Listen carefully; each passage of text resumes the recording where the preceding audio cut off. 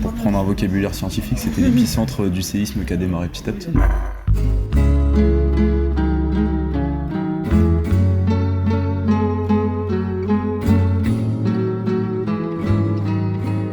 Scène 3, prise 4.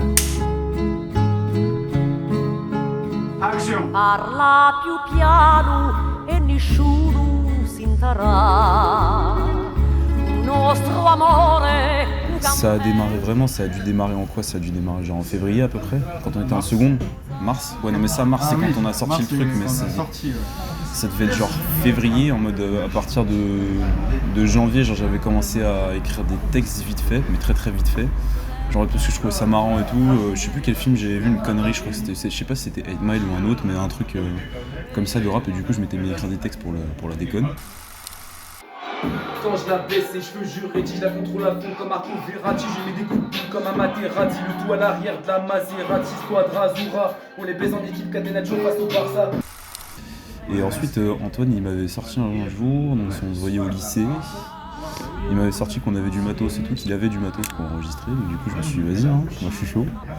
C'est ce qui paraîtrait personne voulait rapper, moi j'ai dit vas-y, en vrai c'est marrant, hein. On va au stud, on va faire d'autres machins et tout, parce qu'en vrai bah, c'était pour la déconne, hein. C'était en seconde, tu connais. Du coup je m'étais dit vas-y, pourquoi pas.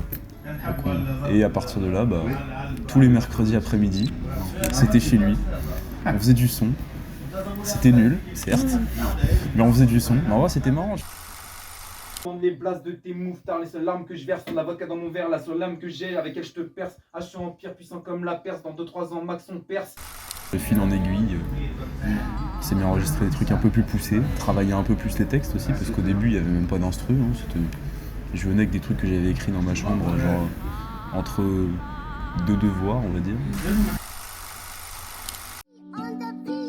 Le soir je m'endors pas, le matin je peux pas me lever. Quand je repense à tout ce qu'on a vécu, comment on s'est levé. Nos pics sur Insta, j'ai pas la force de les enlever. J'ai trop la flemme de voir toutes ces chiennes venir me demander t'es plus avec elle? Bah non, pourquoi vous retournez le couteau dans la plaie? Hey. Et je peux pas me dire que c'était pas qu'un au revoir, qu'on s'est dit adieu quand on s'est... C'est là que tu vois que le rap ça réunit tout le monde, parce que c'est exactement ce qui s'est passé au Sud. T'as des gens qui viennent d'horizons complètement différents, d'univers complètement différents, et on s'est tous retrouvés finalement dans le même endroit à faire la même chose, et on est tous devenus potos comme ça en fait, finalement.